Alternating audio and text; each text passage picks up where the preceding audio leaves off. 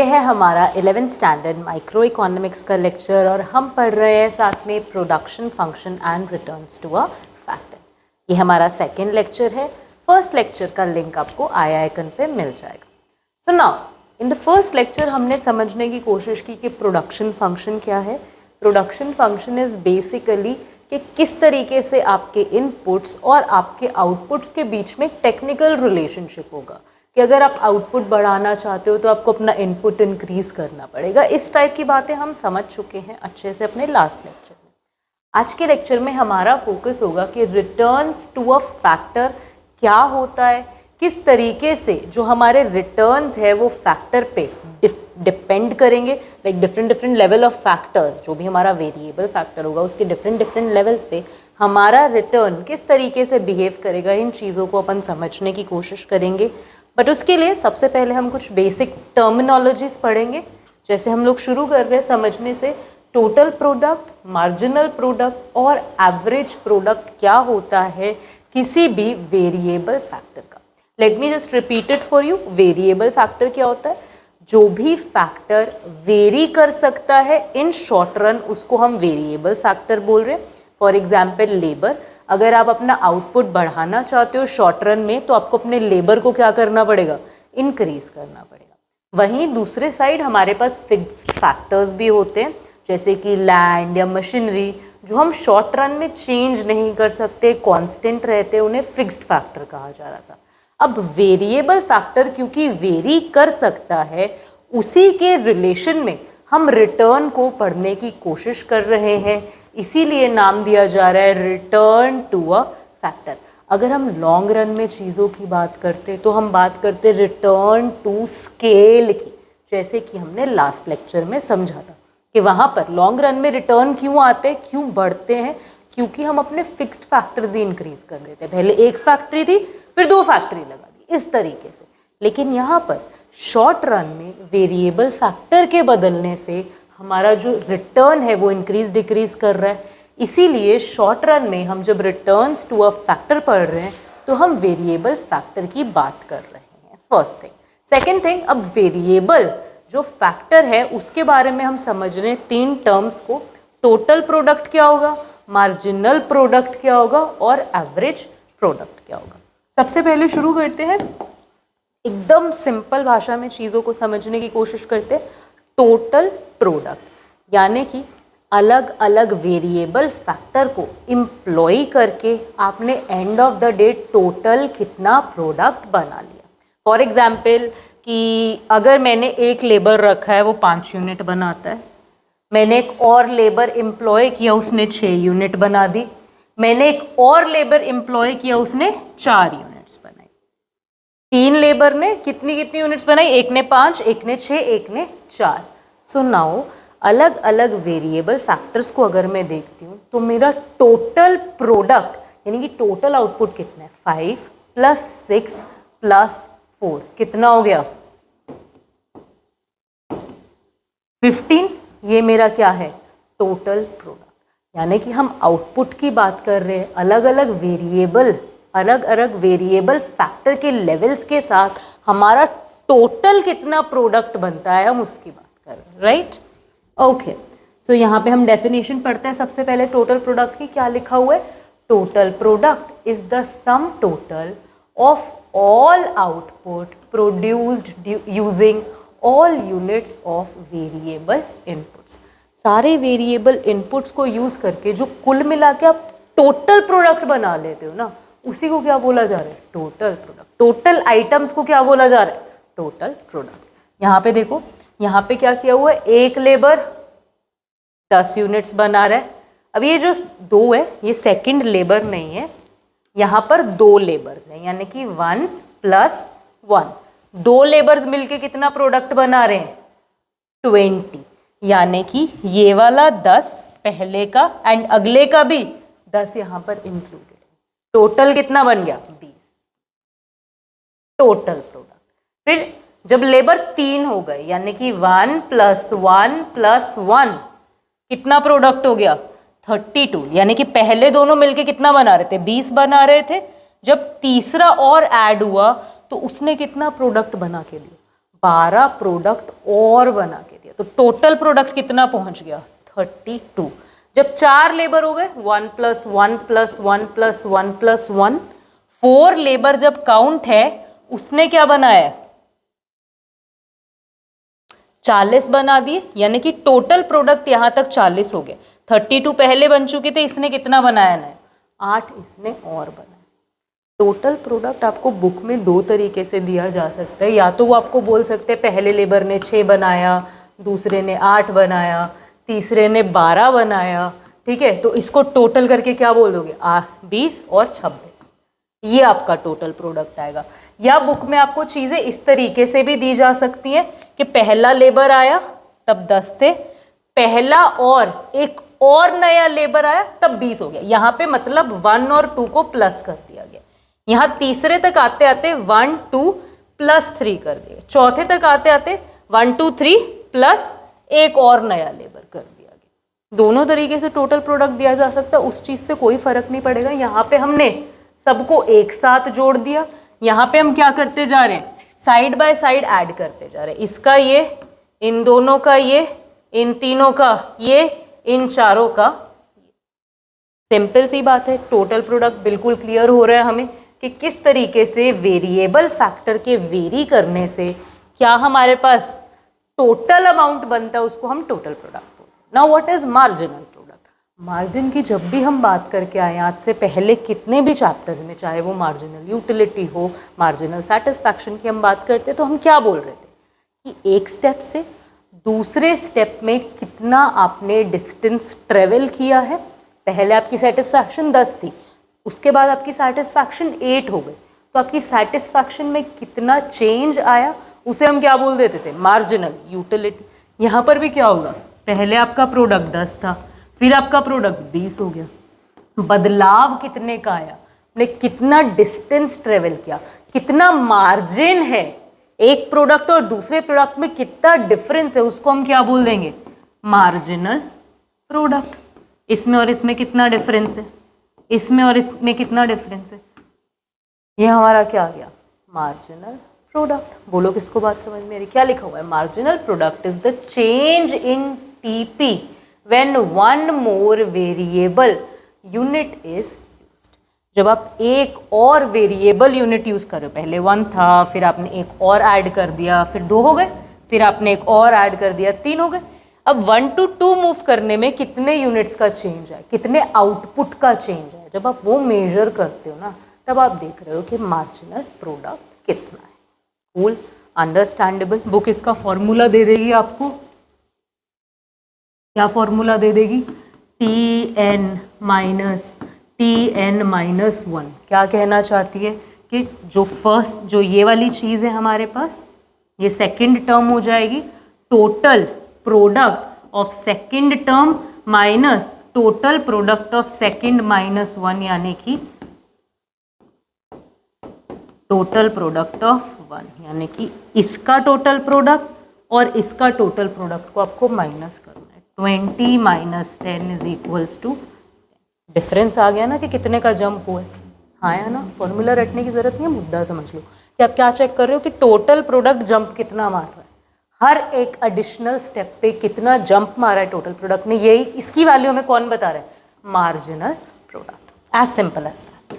Next we gonna talk about average product. क्या होता है, एपी क्या होता है। हम जब स्टेटिस्टिक्स पढ़ते हैं तब हम एवरेजेस की बात करते हैं। एवरेज क्या करते हैं, हमें बेसिकली एक सेंट्रल वैल्यू बता देता है, यानी कि हम क्या करते हैं, जो भी हमारे पास चीज़ें हैं हम उनको सम अप कर देते हैं एंड सब में बराबर बराबर बांट देते हैं। यहाँ पर एवरेज कैसे फाइंड करेंगे, यहाँ पे एवरेज प्रोडक्ट फाइंड करने का मतलब क्या, आप फाइंड आउट करना चाहते हो कि एक पर्सन के हिस्से कितना प्रोडक्ट आ रहा है। यानी कि अगर 4 लेबर बन के 4 लेबर लगकर 40 प्रोडक्ट बनाते हैं तो एक लेबर कितना प्रोडक्ट बना रहा है, आप क्या करोगे, 40 divide by 4 is equals to 10। क्या कहोगे कि अगर 4 लेबर लग के 40 प्रोडक्ट बना रहे हैं तो एक लेबर कितना प्रोडक्ट बना रहा है, 10। अगर 3 लेबर लग के 32 प्रोडक्ट बना रहे हैं तो क्या करोगे, 32 डिवाइड बाय 2। अगर 20 प्रोडक्ट बन रहा है, 2 लोग लग रहे हैं, तो क्या करोगे, 20 डिवाइड बाय 2, एक के हिस्से के। बोलो बात समझ में आ रही है कि नहीं आ रही। हाँ या ना?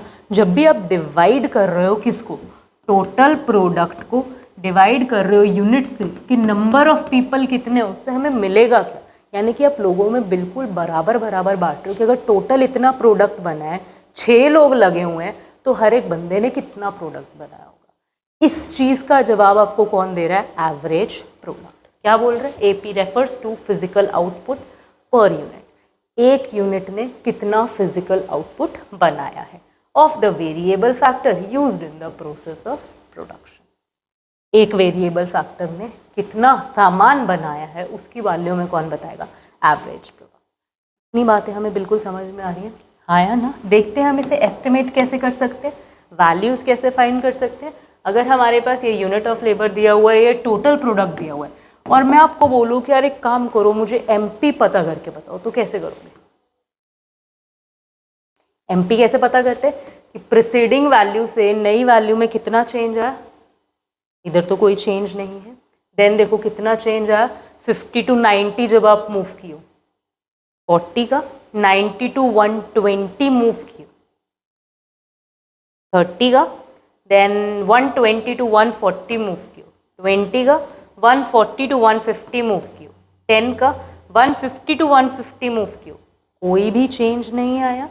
150 to 147 चेंज आया, लेकिन नेगेटिव चेंज आया, वैल्यू कम हो रही है, बढ़ नहीं रही है। 150 में कुछ ऐड नहीं हुआ है, कुछ माइनस हो गया, क्या चेंज आया, इसकी वैल्यू आ गई, MP की। कैसे फाइंड की हमने, TP की एक वैल्यू को उठाया, समझ लो, TP की हमने एक वैल्यू को उठाया, 2 से शुरू करते हैं, माइनस किया TP की पिछली वैल्यू, यानी कि अगर मुझे इस क्लास का MP फाइंड आउट करना है तो मैं इस क्लास का TP उठाऊंगी और इससे पिछली क्लास का TP उठाऊंगी, माइनस कर दूंगी, मुझे मेरा आंसर मिल जाएगा। सिंपल, देख के भी आप लोग जज कर सकते हो कि यहाँ खड़े हो, यहाँ पे आने के लिए आपको कितनी दूरी तय करनी पड़ेगी, वो आपका क्या होगा, marginal product. Now average product कैसे ढूंढोगे, बताओ भाई। TP 50 है, यूनिट एक यूज हो रही है लेबर, TP कितना आ जाएगा, एक बंदा कितना यूनिट बना रहा है, 50, दो मिलकर 90 यूनिट्स बना रहे, तो एक बंदा कितना यूनिट बना रहा है, बात समझ में आ रही है। 3 मिलकर 120 यूनिट बना रहे, एक बंदा कितना यूनिट बनाएगा, 4 मिलकर 140 यूनिट बना रहे, एक बंदा कितना यूनिट बनाएगा, 4 3 12, 2 बच गया, 4 5 20, 5 जने मिलकर 150 यूनिट बना रहे, कितना आ जाएगा, बोलो किसको बात समझ में आई। 6 जन मिलके 150 बना रहे, कितना आ जाएगा, 6 6 2 12, 2 अगेन हमारे पास कितना बच गया, 30, बोलो किसको बात समझ में आ गई। ये आपका क्या आ गया, एवरेज प्रोडक्ट। कैसे फाइंड आउट किया हमने एवरेज प्रोडक्ट, टोटल प्रोडक्ट को हमने डिवाइड कर दिया यूनिट से, हर क्लास के लिए। बोलो, एस्टिमेट करना आ जाएगा। अगर आपको किसी टेबल में टोटल प्रोडक्ट ना दिया हो, यानी कि टोटल प्रोडक्ट का कॉलम मिस कर दिया जाए और आपको AP और MP दे दी जाए, तो टोटल प्रोडक्ट निकाल पाओगे, दिमाग लगाओ कैसे निकाल सकते हो। टोटल प्रोडक्ट को जब हम डिवाइड करते हैं इसके साथ, यानी कि हमने क्या किया, AP is equals to TP divide by unit, variable factor, हाँ या ना। तो अगर मेरे को TP की वैल्यू ना गिवन हो तो मैं AP इंटू यूनिट करके टोटल प्रोडक्ट फाइंड आउट नहीं कर सकती कि 50 यूनिट्स एक बंदे ने बनाया तो टोटल प्रोडक्ट कितना बना, 50। 45 यूनिट्स एक बंदे ने बनाया, एवरेज प्रोडक्ट क्या बोल रहे हैं, एक बंदे ने। 45 यूनिट्स अगर एक बंदा बना रहा है तो दो बंदे कितना बनाएंगे, 45 का डबल ना, एक बंदा 45, एक और बंदा 45, कितना हो गया, बोलो आना शुरू हो गया कि नहीं हो, आना शुरू हो गया आंसर टोटल प्रोडक्ट वाला। और कैसे फाइंड आउट कर सकते हो, अगर AP की वैल्यू भी ना गिवन हो, अगर हमें AP की वैल्यू भी ना गिवन हो, TP की वैल्यू भी ना गिवन हो, सिर्फ MP गिवन हो, तो टोटल प्रोडक्ट कैसे निकलेगा, लगाओ दिमाग, इनको प्लस करके नहीं निकल सकते। हाँ बोलो किसको बात बिल्कुल समझ में आ रही है, हाँ या ना, क्लियर हो रहा है। टोटल प्रोडक्ट क्या होता है? टोटल प्रोडक्ट होता है summation of marginal product. Marginal product को ही तो सम करके बनता है, यानी कि जब आप इन्हें प्लस करते हो आपस में, यहाँ पे हमारे पास 50 आ गया, 50 प्लस 40 90, 90 प्लस 30 120, 120 प्लस 20 140, 140 प्लस 10 150। इसको बात बिल्कुल समझ में आ रही है? हाँ या ना बोलो कि एस्टिमेट कर पाओगे? कोई भी कॉलम मिस होता है, कोई भी सब में हमसे पूछ लेते हैं, टीपी नहीं दिया, एमपी दिया हुआ है, बोले टीपी फाइंड करो, फिर बोला एपी भी फाइंड करो, कर लोगे। एपी दिया हुआ है, बोले टीपी भी नहीं गिवन, एमपी भी नहीं गिवन, बोले टीपी और एमपी ढूंढो, तो कैसे ढूंढोगे? पहले टीपी की वैल्यू फाइंड कर लोगे, फिर टीपी में से एमपी की वैल्यू फाइंड कर लोगे। इसको बात समझ में आ रही है कि अगर एक भी चीज़ आपको गिवन है, बाकी दो चीज़ें आप ऑटोमेटिकली फाइंड कर पाओगे। टोटल प्रोडक्ट क्या होता है, मार्जिनल प्रोडक्ट क्या होता है, और हमारा थर्ड एवरेज प्रोडक्ट क्या होता है, बिल्कुल क्लियर हो गया।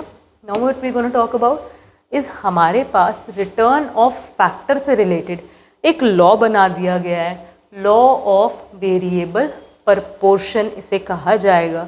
ये लॉ हमसे एक चीज़ कम्युनिकेट कर रहा है। क्या कम्युनिकेट कर रहा है? कि जैसे जैसे आप more and more variable factor डालोगे, पहले आपने एक लेबर को काम पे रखा, दूसरे को रखा, तीसरा, चौथा, पांचवा, छठा, सातवां, इस तरीके से आप लेबर बढ़ाते जा रहे हो। ठीक है, बोल रहे जैसे आप more and more variable factor डालोगे combined with the fixed factor, fix factor में कोई बदलाव नहीं आ रहा, पर आप more and more variable factor डाल रहे हो सेम फिक्स्ड फैक्टर के ऊपर, तो मार्जिनल प्रोडक्ट पहले तो राइज करेगा, but eventually marginal product decline करेगा। इनफैक्ट एक ऐसा स्टेज भी आ सकता है जहां पे मार्जिनल प्रोडक्ट जीरो हो जाए या फिर नेगेटिव भी हो जाए। क्या बात हो गई? ये लॉ हमें ऐसे क्या समझाना चाह रहा है? समझ नहीं आ रहा। अभी समझ लेते हैं। देखो एग्जाम्पल लेते हैं अपन। ये हमारे पास क्या दिया हुआ है, कुछ ना कुछ टीपीएमपी दिया हुआ है, हाँ या ना। लॉ क्या बोल रहा है हमें? सबसे पहले समझते हैं कि जो एमपी है वो क्या करेगा, पहले तो राइज कर रहा है, पहले 2 था, 3 है, 4 है, यानी कि हम हमेशा जैसे जैसे वेरिएबल ऐड करते जा रहे हैं, वेरिएबल फैक्टर, हमारा प्रोडक्ट बढ़ रहा है। यानी कि पहले एक बंदा कितने यूनिट्स बना पा रहा था, सिर्फ 2। जब मैंने कितने बंदे लगा लिए, 2 बंदे लगा लिए, तब मेरा मार्जिनल प्रोडक्ट क्या कर गया, 3 से इंक्रीज कर गया। फिर मेरा मार्जिनल प्रोडक्ट 4 से इंक्रीज कर गया। यानी कि नए बंदे लाने का मुझे फ़ायदा हो रहा है। जैसे जैसे और बंदे आ रहे हैं, मेरा एक्चुअली जो प्रोडक्ट है वो इंक्रीज कर रहा है मार्जिन पे। तो सबसे पहले हमारा स्टेज क्या है कि जो हमारा एमपी है वो इंक्रीज कर रहा है। उसके बाद क्या देख रही हूँ मैं, एमपी डिक्रीज कर रहा है। यानी हर एडिशनल वेरिएबल फैक्टर बढ़ाने की वजह से जो मेरा मार्जिनल प्रोडक्ट है, टोटल प्रोडक्ट के चेंज की बात हो रही है, जो मार्जिनल प्रोडक्ट है वो क्या कर रहा है, कहीं ना कहीं डिमिनिश कर रहा है। उसके बाद मैं क्या नोटिस कर रही हूँ, एक ऐसा पॉइंट आ गया जहाँ पे वो क्या हो गया, 0 हो गया, एंड फिर वो क्या हो गया, नेगेटिव भी हो गया। अब ऐसा क्यों हो रहा है, इसका सिंपल सा रीज़न समझ लो अपने दिमाग में। सबसे पहले क्या करो, एक फैक्ट्री खोल लो या फिर एक समोसे की रेडी लगा लेते। समोसे की रेडी पर एक बंदे ने, मैंने अपना काम शुरू किया, अपना ठेला खोल के मैं खड़ी हो गई हूँ एक जगह पर, ठीक है। अब मेरे पास एक कढ़ाई है, जो भी इक्विपमेंट्स होते हैं वो हैं। जो भी लोग मेरी शॉप पर खाने के लिए आते हैं, मैं क्या करती हूँ, कढ़ाई में तल के उन्हें दे देती हूँ। अब मैं नोटिस करती हूँ कि मुझे उन्हें सर्व भी करना पड़ता है जाके, और तब जब मैं सर्व कर रही होती हूँ तब कढ़ाई को कोई भी यूज़ नहीं कर रहा होता, उस टाइम समोसे नहीं तले जा रहे होते, राइट। तो मैं क्या करती हूँ, एक बंदा और हायर कर लेती हूँ। उसको मैं क्या बोलती हूँ कि भाई तू सर्विंग का काम कर, ताकि मैं टोटल टाइम क्या कर सकूँ, कढ़ाई में से समोसे निकाल सकूँ। अब मैं क्या नोटिस करती हूँ, जब मैंने अपना वेरिएबल फैक्टर बढ़ाया, अपने बिजनेस में लेबर इंक्रीज किया, तो मेरी जो कमाई है वो इंक्रीज करने लगी। यानी कि जो मेरा प्रोडक्ट है, basically let's not talk about revenue, मेरा जो प्रोडक्ट है वो क्या करने लगा, इंक्रीज करने लगा। पहले मैं अकेली कितने समोसे बना रही थी, फॉर एग्जाम्पल 10। अब हम दोनों मिलकर पूरे दिन में 22 समोसे बना पाते। यानी कि जो मैं पहले कितना बना रही थी, 10, अब हम दोनों के हिस्से कितना कितना आ रहा है, 11-11 आ रहा है ना। बोलो किसको बात समझ में? मार्जिनल प्रोडक्ट यहाँ पे, एवरेज प्रोडक्ट यहाँ पे क्या कर रहा है, इंक्रीज कर रहा है। अब होगा क्या, अगर मैं सोचूं कि मैं तीसरा बंदा भी ले आती हूँ, चौथा बंदा भी ले आती हूँ, क्योंकि एक बंदे को ऐड करने की वजह से ही तो मेरा बिजनेस इंक्रीज कर रहा है। लेकिन बात समझो कि यहाँ पे कढ़ाई तो फिक्स्ड ही है ना, वो तो मैं नहीं लेके आ रही, नहीं लेकर आ रही, लाइक न्यू नहीं लेकर आ रही, तो मेरा वो रीजन तो फिक्स ही है ना, वो तो इंक्रीज कर नहीं रहा। यानी कि मेरा फिक्स्ड फैक्टर कांस्टेंट है, लेकिन मैंने उस पे वेरिएबल फैक्टर का बोझ बढ़ा दिया। अब इसकी वजह से होगा क्या, इसकी वजह से प्रॉब्लम ये आएगी कि एक बंदा ऐड करने की वजह से तो मेरा बिजनेस बढ़ रहा था, लेकिन जब दूसरा, तीसरा, चौथा बंदा ऐड हुआ, जो ये प्रोडक्ट था ना, ये सब में ज़्यादा बटने लगा। ज़्यादा बटने लगा मतलब पहले अगर 22 समोसे बट रहे, वो 2 लोगों में बटे थे, उसने 11, मैंने 11। अब अगर हम लोग 30 समोसे बना भी रहे हैं, 3 लोगों में बराबर कितने बटेंगे, 10 10 10। इसको बात समझ में आ रही, प्रॉब्लम किसको समझ में आ रही कि हम 11 से कहाँ आ गए, 10 पर आ गए पर पर्सन प्रोडक्ट। रीज़न क्या है कि जो फिक्स्ड फैक्टर है वो तो फिक्स्ड ही रहेगा ना। इसका एग्जांपल बहुत अच्छे से समझ सकते हो, इमेजिन हो जाएगा आप लोगों को कि अगर आप एक खेत में काम कर रहे हो, एक फार्म पे काम कर रहे हो, आप पहले एक बंदे से काम करवा रहे थे, वो सारा दिन उसको लग जाता था, फिर भी वो पूरा फार्म अच्छी तरह जो भी क्रॉपिंग है, सोइंग का काम है, बीज बोने का काम है, वो नहीं कर पाता था। आपने क्या किया, एक और बंदा रख लिया, तो उन दोनों ने मिलके आधे से ज़्यादा फार्म कवर करना शुरू कर दिया, यानी कि आपका प्रोडक्ट बढ़ गया। अब आपने एक और बंदा रख लिया, 3 बंदे होने की वजह से पूरा फार्म अच्छे से कवर होने लग गया एंड आपका प्रोडक्ट इंक्रीज कर गया। नाउ व्हाट्स गोना हैपन इसके, अगर आप चौथा बंदा भी रख लेते हो तो फार्म ऑलरेडी अच्छे से डिवाइडेड था, चौथा बंदा ऐड होने की वजह से बाकी 3 बंदे जितना काम कर रहे थे अब वो उतना काम नहीं करेंगे। जितना इनपुट वो दे सकते थे अब वो उतना इनपुट देंगे नहीं, क्योंकि फिक्स्ड फैक्टर तो उतना ही है ना। पीस ऑफ लैंड तो सेम अमाउंट में ही है, वेरिएबल फैक्टर अपने क्या कर दिया, उस पर इतना ज़्यादा इंक्रीज कर दिया कि अब वो अपना काम ज़्यादा डिवाइड कर सकते हैं एंड इंडिविजुअली उन्हें कम काम करना पड़ रहा है।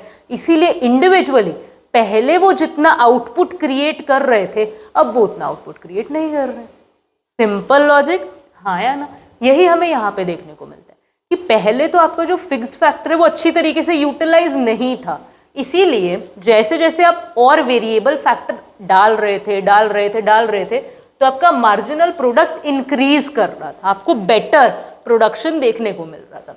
फिर भी अगर आप क्या करो, लोगों को बढ़ाते जाओ तो आपका मार्जिनल प्रोडक्ट डिमिनिश करने लग जाएगा, क्योंकि फिक्स्ड फैक्टर तो बढ़ा नहीं, वेरिएबल फैक्टर बढ़ने की वजह से जो भी प्रोडक्ट है वो बहुत ज़्यादा डिवाइड होने लग जाएगा लोगों में एंड लोग अपनी फुल एफिशिएंसी में काम नहीं कर रहे हैं। फिर भी अगर आप क्या करो, और लोग बढ़ाते जाओ और लोग, तो end of the day marginal product बढ़ना बंद हो जाएगा। वो बोलेगा कि यार बस ना, अब नहीं बढ़ा जा रहा, टोटल प्रोडक्ट यहाँ पे कितना है 15, यहाँ पे कितना है बंद। जब 6 लोग काम कर रहे थे, इससे ज़्यादा प्रोडक्ट बढ़ ही नहीं सकता। एक मशीन है जो दिन में 15 यूनिट्स निकाल सकती है। जब एक बंदा काम कर रहा था तो 2 यूनिट्स निकलती थी, 2 बंदे काम कर रहे थे 5 यूनिट्स निकलती थी, 3 बंदे काम कर रहे थे 9 निकलने लग गई, 4 काम कर रहे थे 12, 5 काम कर रहे थे 14। उस मशीन की कैपेसिटी है ना कि 15 ही निकाल सकती है एक दिन में प्रोडक्ट। 6 काम कर रहे थे, 15 प्रोडक्ट निकल गया। इसके बाद अगर आप 7वां बंदा भी लेके आते हो, भाई मशीन की तो कैपेसिटी, वो तो बोलेगी ना कि भाई 15 से ज़्यादा मैं निकालूंगी ही नहीं प्रोडक्ट कहाँ रह गया, उतना ही रह गया। यानी कि अगर हम बात करें कि प्रोडक्ट में चेंज कितना है, कुछ भी चेंज नहीं है, इसलिए मार्जिनल प्रोडक्ट क्या हो गया, 0 हो गया। फिर भी अगर आप क्या करते हो और लेबर बढ़ाते हो तो जो डिस्ट्रीब्यूशन है हम कह देंगे वो क्या होने लगता है, नेगेटिव में जाने लगता है। बेसिकली टोटल प्रोडक्ट नेगेटिव नहीं होगा क्योंकि कुछ ना कुछ प्रोडक्ट तो आ ही रहा है, लेकिन 8 लोगों के काम करने की वजह से जब निकलने वाला प्रोडक्ट 15 ही था, 6 ही लोगों की ज़रूरत थी, उससे ज़्यादा बढ़ सकता ही नहीं था। फिर भी आप बढ़ाए जा रहे हो तो एक केओस क्रिएट होगा। प्रोडक्शन बढ़ने की जगह आपस में लड़ाई होने के कारण, चीज़ें एफिशिएंटली ना काम करने के कारण, आलस के कारण, एक्सेप्ट बहुत सारे फैक्टर्स हो सकते हैं, राइट। 8वें प्रोडक्ट पे हम क्या देख रहे हैं, 8वें यूनिट पे हम क्या देख रहे हैं, हमारा प्रोडक्ट डिक्रीज कर गया, बढ़ा नहीं है, डिक्रीज ही कर गया। इसीलिए हमारा जो मार्जिनल प्रोडक्ट है वो क्या हो गया, नेगेटिव। बोलोगे इसको बात बिल्कुल समझ में आ गई, हाँ या ना। ये समझ में आया किस तरीके से चीज़ें वर्क कर रही हैं। अच्छा, अगर हम इसी चीज़ को डायग्रामेटिकली रिप्रेजेंट करने की कोशिश करेंगे तो हमारा ग्राफ कैसा बन जाएगा। टीपी देखो, यहाँ पे टीपी के साथ क्या हो रहा है, टीपी क्या कर रहा है, इंक्रीज कर रहा है यहाँ तक। जिस पॉइंट पे हमारा एमपी 0 हो गया वहाँ पे टीपी ने इंक्रीज करना बंद कर दिया, ये अपने मैक्सिमम पॉइंट तक पहुँच गया।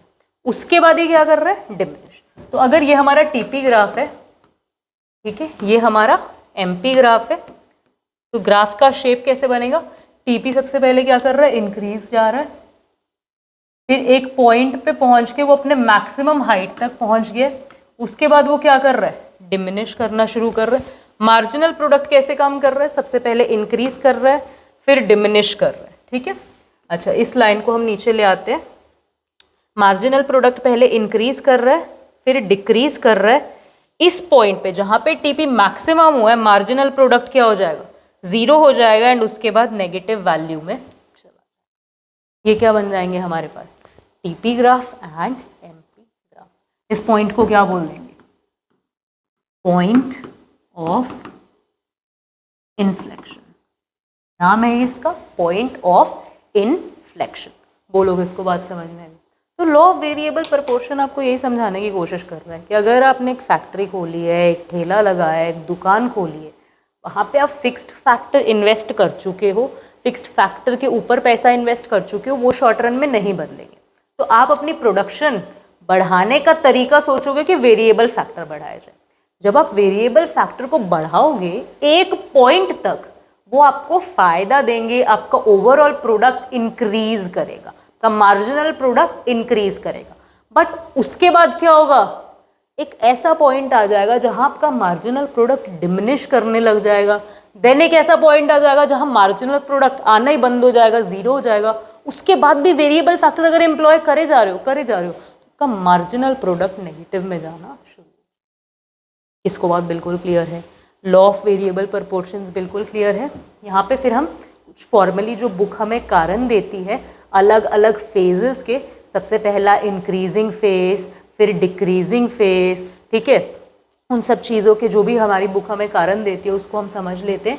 इंक्रीजिंग रिटर्न्स क्यों आ रहे हैं, सबसे पहले हमारा टीपी भी बढ़ रहा है, एमपी भी बढ़ रहा है। क्यों बढ़ रहा है, क्योंकि हम अपने रिसोर्सेज को पूरा यूटिलाइज करना शुरू कर रहे हैं। फिक्स फैक्टर पहले पूरा यूटिलाइज नहीं था, जैसे जैसे वेरिएबल बढ़ रहा है फिक्स फैक्टर पूरा यूटिलाइज हो रहा है। Division of labour, increase in efficiency, काम डिवाइड हो रहा है लेबर के बीच में और वो उनकी एफिशिएंसी को इंक्रीज करेगा। बेटर कोऑर्डिनेशन बिटवीन फैक्टर्स, जो हमारे फिक्स्ड फैक्टर्स है, वेरिएबल फैक्टर्स है, ये अच्छी तरीके से कोऑर्डिनेट हो जाएंगे। जैसे कि एक पीस ऑफ लैंड जिसमें अनाज बोने के लिए 4 लोगों की ज़रूरत है, अगर 4 लोग आ जाएंगे तो जो लेबर वाला फैक्टर है वेरिएबल फैक्टर और जो लैंड वाला फैक्टर है फिक्स्ड फैक्टर, इनके बीच में एक अच्छा कोऑर्डिनेशन क्रिएट हो जाएगा। इन सभी कारणों की वजह से हमारा एमपी टीपी इनिशियली इंक्रीज करता है, देन डिमिनिश क्यों करने लगता है हमारा एमपी। टीपी भी इंक्रीज करता है पर डिमिनिशिंग रेट पे इंक्रीज क्यों करता है, इसका कारण है फिक्सिटी ऑफ फैक्टर। हमारे फिक्स्ड फैक्टर बदल नहीं रहे हैं, पीस ऑफ लैंड उतना ही है, इसीलिए अगर आप लेबर लेबर लेबर लेबर और डाले जाओगे तो रिटर्न्स कम आना शुरू हो जाएंगे। इम्परफेक्ट फैक्टर सब्स्टिट्यूएटिबिलिटी, क्या बोलना चाह रहे हैं कि जो लैंड है उसका काम लेबर नहीं कर सकती, जो मशीन है उसका काम लेबर नहीं कर सकती। तो यानी कि एक पॉइंट ऑफ टाइम पे आपको अपना फिक्स्ड फैक्टर इंक्रीज करना ही पड़ेगा। सिर्फ वेरिएबल फैक्टर्स बढ़ा के, यानी कि लेबर बढ़ा के आप मशीन वाला काम, ज़मीन वाला काम उनसे नहीं ले सकते हो। मशीन लेबर या ज़मीन लेबर एक दूसरे के परफेक्ट सब्स्टिट्यूट नहीं है, एक दूसरे की जगह यूज़ नहीं हो सकते। ज़मीन का अपना काम है, मशीन का अपना काम है, लेबर का अपना काम। बोलो किसको बात समझ में आ गई। Poor coordination between the factor, अगर क्या होता है लेबर्स बढ़ते जा रहे हैं, वेरिएबल फैक्टर इंक्रीज किए जा रहे हैं, तो उनके बीच में कोऑर्डिनेशन का प्रॉब्लम होने लगता है, डिस्प्यूट होने लगता है, क्योंकि काम इतना नहीं होता जितने लोग हो जाते हैं। Cool. Now what we gonna talk about is कि इस लॉ की अजम्पशंस क्या है। लॉ की अजम्पशन सिंपल है कि एक ऐसा रेशियो है जहाँ पर factor of production are combined, factors of production combined can be changed. यानी कि पहले एक लेबर था, एक मशीनरी थी, 1:1, फिर 2 लेबर हो गए एक मशीनरी पे 2:1, फिर 3 लेबर हो गए एक मशीनरी पे 3:1, फिर 4 लेबर हो गए एक मशीनरी पे 4:1। रेशो चेंज कर सकता है, ये अजम्पशन है यहाँ पर। यूनिट्स अजम्पशन क्यों है, सवाल सिंपल सा ये बनता है कि हो सकता है ना कि मशीन ऐसी हो कि जिसपे एक ही बंदा काम कर सकता है, तो आप 2 वेरिएबल, 3 वेरिएबल, 4 वेरिएबल फैक्टर कैसे इंक्रीज कर सकते हैं। तो ये कहीं ना कहीं ये लॉ अज्यूम करके चलता है कि आप ऐसा कर सकते हो, एक ही मशीन पे एक बंदा, 2 बंदा, 3 बंदा इस तरीके से एक्स्ट्रा लगाए जा सकते हैं, इसीलिए अज्यूम किया जा रहा है। Units of variable factor are homogeneously efficient. इसका मतलब है कि जो भी वेरिएबल फैक्टर एडअप हो रहा है, हम उनको क्या करते हैं, सारा प्रोडक्ट उनमें बिल्कुल बराबर बराबर बांट देते हैं। यानी कि हो सकता है ना, आप और मैं अगर साथ में काम कर रहे हैं तो मैं 10 यूनिट्स बनाऊं, आप 20 यूनिट्स बनाओ, लेकिन जब हम क्या करेंगे, एफिशिएंसी चेक करेंगे या लॉ को स्टडी करेंगे, तो हम मान के चलेंगे आप और मैं बिल्कुल इक्वली एफिशिएंट हैं, हमारी एफिशिएंसी में कोई भी फर्क नहीं है। यानी कि प्रोडक्ट आप 15 बना रहे हो, मैं भी 15 बना रही हूँ, पर एक्चुअली में मैंने 10 बनाया, आपने 20 बनाया। तो कहीं ना कहीं हम अज्यूम करके चलते हैं कि जो भी यूनिट्स ऑफ वेरिएबल फैक्टर है वो होमोजीनियसली एफिशिएंट है। यानी कि एफिशिएंसी की वजह से प्रोडक्ट नहीं गिर रहा है। हमने बोला ना, यहाँ पे देखो हमने क्या बात की कि हमारा जो प्रोडक्ट है वो क्या करेगा, गिरता जाएगा। वो इसीलिए नहीं गिर रहा है क्योंकि लेबर इनएफिशिएंट है, वो इसीलिए गिर रहा है क्योंकि हमारा जो फिक्स्ड फैक्टर है वो फिक्स्ड है, वो बदल नहीं रहा। ठीक है, state of technology does not change. Technology की स्टेट में भी कोई चेंज नहीं आया, क्योंकि अगर वो चेंज आ जाएगा तो हमारा फिक्स्ड फैक्टर वाले जो इक्वेशन है वही चेंज करेगी, राइट। तो हम अज्यूम करके चलते कि वहाँ भी कोई चेंज नहीं आ रहा है। पोस्टपोनमेंट्स क्या होती है, जहाँ पे ये लॉ हम कह सकते हैं गलत हो रहा है, या जहाँ जिन चीज़ों पे ये लॉ सेट नहीं बैठेगा वो क्या है, जब इम्प्रूवमेंट आ जाए टेक्नोलॉजी में। अगर टेक्नोलॉजी इम्प्रूव हो गई है फिर ये लॉ नहीं सही बैठेगा, क्योंकि जो आपका फिक्स्ड फैक्टर है वो बेटर हो जाएगा एंड वेरिएबल फैक्टर को और ज़्यादा बढ़ाया जा सकेगा, right. When substitute of fixed factor is discovered, अगर आपको फिक्स्ड फैक्टर का कोई सब्स्टिट्यूट मिल जाए तो आप क्या करोगे, उससे इंक्रीज कर लोगे। वहाँ भी ये लॉ क्या हो जाएगा, फेल हो जाएगा, क्योंकि फिक्स्ड फैक्टर फिर फिक्स्ड नहीं रहे। बोलो इतनी बात सबको बिल्कुल क्लियर है, हाँ या ना। एक बार अपन फिर चलते हैं इस डायग्राम पे और इस लॉ को एक बार फिर से रिवाइज कर लेते हैं, एक बार शॉर्टलिस्ट करके अच्छे से समझ लेते हैं क्या कहना चाह रहे हैं। सिंपल सी बात क्या हो रही है, रिलेशनशिप एस्टैब्लिश किया गया है कि इनिशियली क्या कर रहा है, एमपी राइज करेगा, देन एमपी डिमिनिश करेगा, देन एमपी डिमिनिश करेगा, फिर 0 हो जाएगा एंड देन नेगेटिव हो जाएगा। टीपी भी हमने कैसे बनाया था, ये टीपी पहले इंक्रीज कर रहा है, एक पॉइंट पे मैक्सिमम होने के बाद क्या करता है, डिमिनिश करने लगता है। एमपी पहले इंक्रीज करेगा, डिमिनिश करके 0 हो जाएगा एंड फिर नेगेटिव चला जाएगा। इसको डिवाइड कर देती है हमारी बुक इस तरीके से स्टेजेस में।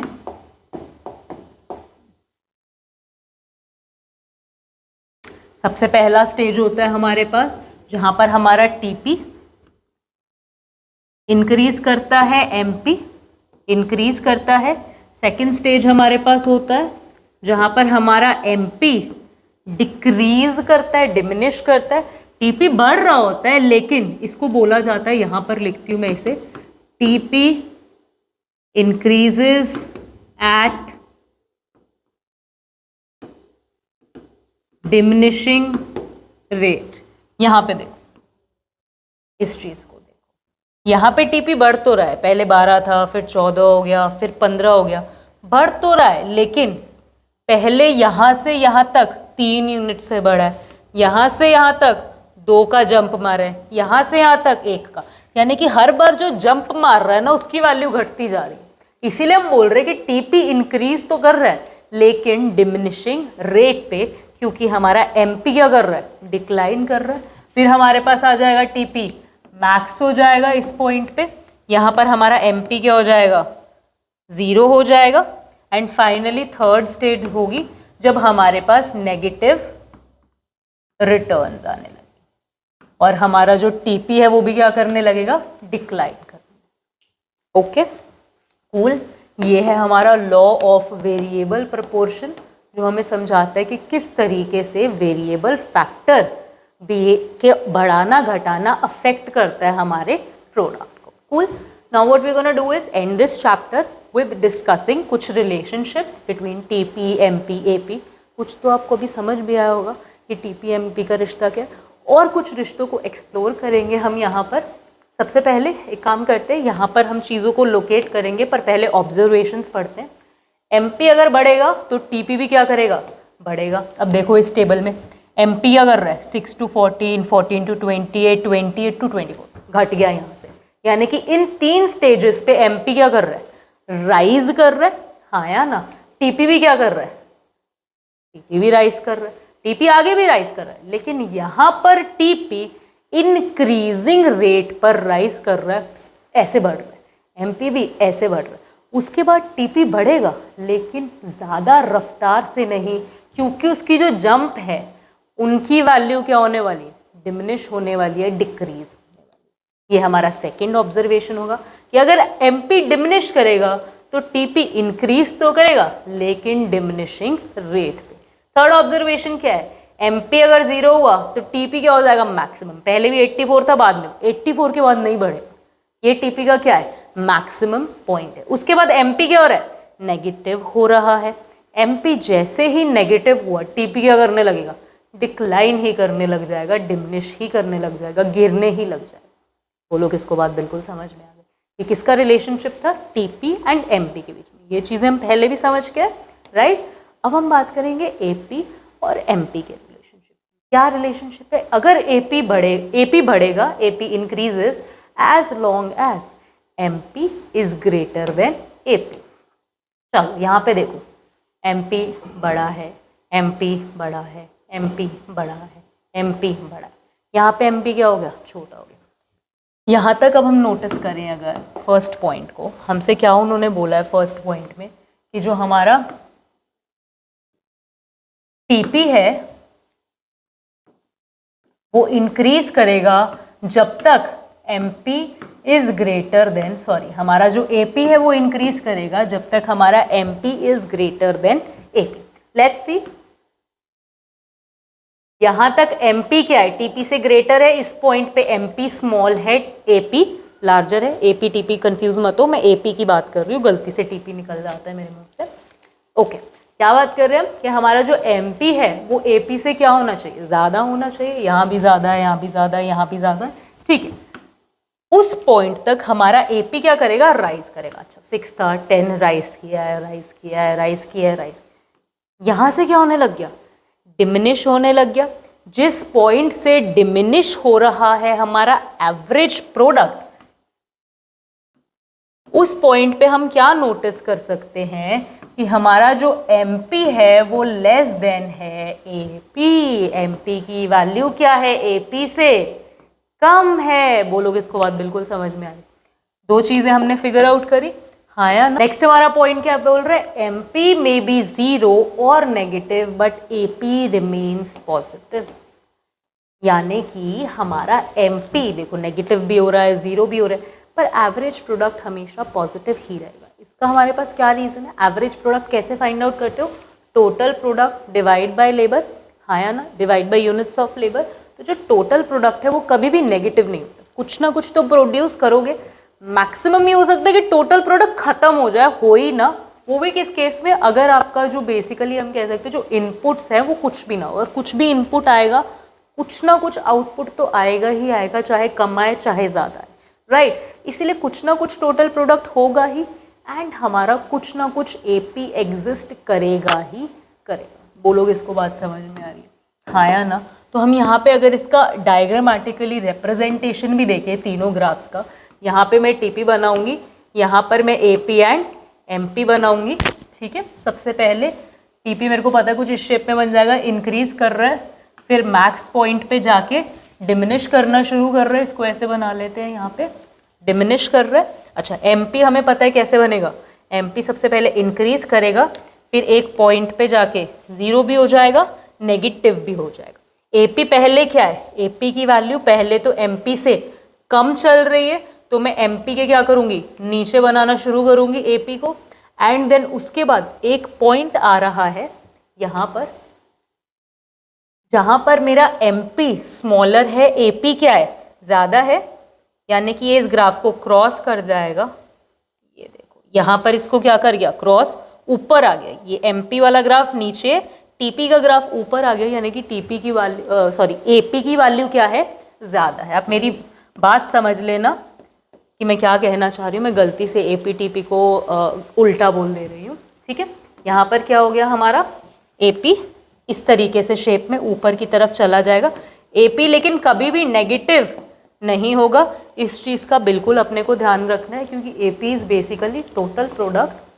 हर एक बंदे के इससे कितना आ रहा है, तो कुछ ना कुछ तो आएगा ही हर बंदे के इससे, चाहे कम आए चाहे ज़्यादा। बोलो इतनी बात सबको बिल्कुल क्लियर है, हाँ या ना। अलग अलग रिलेशनशिप्स क्या बने वो भी हमें समझ में आ गए। बोलो बुक इसके आपको क्या करती है, कई बार अलग अलग ग्राफ भी बना के दे देती है। जैसे कि वो सिंपली क्या बोलेगी कि अच्छा TP का ये ग्राफ है क्योंकि MP का ये ग्राफ है, TP का ग्राफ इस तरीके से है क्योंकि MP का ग्राफ इस तरीके से, यानी कि 0 मैक्सिमम पॉइंट। इसको बात समझ में आ रही है। उसके बाद वो कहेंगे TP का अगर ग्राफ ऐसे है तो MP का ग्राफ ऐसे है। अगर MP और AP का रिलेशनशिप हो, वो बोलेंगे MP क्या कर रहा है, इंक्रीज कर रहा है, TP भी क्या करेगा, इंक्रीज करेगा, लेकिन उसकी वैल्यू MP से कम होगी। फिर एक पॉइंट पर आकर जो MP है उसकी वैल्यू क्या हो जाएगी, कम हो जाएगी, जो AP है वो क्या हो जाएगा, हायर हो जाएगा। फिर MP क्या चला जाएगा, नेगेटिव भी चला जाएगा, 0 भी हो जाएगा, AP क्या करेगा, पॉजिटिव ही रहेगा। वो लोग इसको बात समझ में आ रही है, हाँ या ना। इस तरीके से वो अलग अलग आपको क्या कर सकते हैं कि पर्टिकुलर सिचुएशन का भी आपको डायग्राम बनाने को बोल सकते हो, तो आप बना सकते हो, कोई उसमें दिक्कत वाली बात नहीं। बोलो इतनी बात सबको बिल्कुल क्लियर हो गई। यहाँ पे हम एक पॉइंट ऐड कर लेते हैं कि जो हमारा AP है और MP है, जिस पॉइंट पे वो इक्वल हो जाएंगे वहां पे हमारा AP क्या हो जाएगा, मैक्सिमम हो जाएगा। ये बिल्कुल फर्स्ट वैल्यू की बात नहीं हो रही है, क्योंकि फर्स्ट वैल्यू कई बार क्या होता है MP और AP की इक्वल आ जाती है, उसकी बात नहीं कर रहे हैं। लेकिन फर्दर इक्वेशन में जाके जहाँ पर भी हमारा MP और AP ग्राफ इंटरसेक्ट कर जाएगा, यानी कि हमारा ग्राफ कैसा बन रहा था, ऐसा बन रहा था ना, ये हमारा था MP, AP क्या बन रहा था पहले इस तरीके से कुछ, आया ना। जिस पॉइंट पे दोनों क्या हो जाते हैं, सेम हो जाते हैं, वो AP की मैक्सिमम वैल्यू होती है। उसके बाद AP क्या करने लग जाए, डिमिनिश। देखो ना यहाँ पे हुआ क्या, AP क्या था पहले, कम था MP से, यानी कि नीचे था। उसके बाद इस पॉइंट के बाद AP क्या हो गया, ऊपर चला गया। तो ये AP की क्या है, मैक्सिमम वैल्यू है। बोलो किसको बात बिल्कुल समझ में आया ना। होपफुली ये चीज़ हमें क्लियर हुई होगी।